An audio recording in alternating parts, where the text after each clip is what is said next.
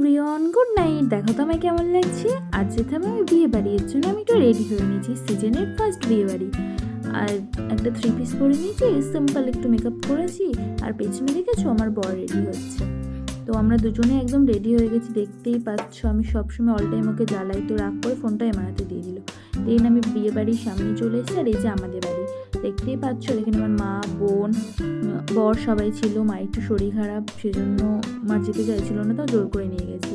দেন আমরা এখান থেকে বেরিয়ে পড়েছি, আমি, বোন আর আমার বর। আর মা বাবা পরে আসছে। দেন আমরা বিয়ে বাড়ি ঢুকেও পড়েছি, দেখতেই পাচ্ছ। তারপর আমরা ভেতরে এন্ট্রি করছি।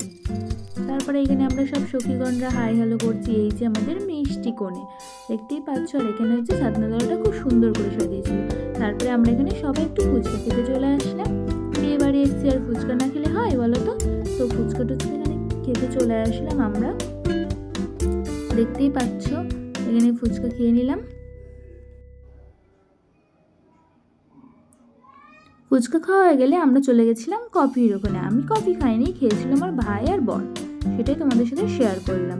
কফির ওখানে যাওয়ার পর আমরা দিন ওপরে খেতে চলে এসেছি। মা, আমি, ভাই আর আমার বর।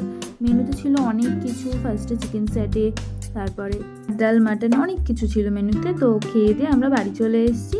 দেখতেই পাচ্ছ। আর কিছু ছবি আমি তোমাদের সাথে শেয়ার করলাম বিয়ে বাড়ি। আর বিয়ে বাড়ি ব্লগটা তোমাদের কাছে কেমন লাগলো অবশ্যই কমেন্ট করে বলবে। তো দেখা হচ্ছে নেক্সট ভিডিওতে।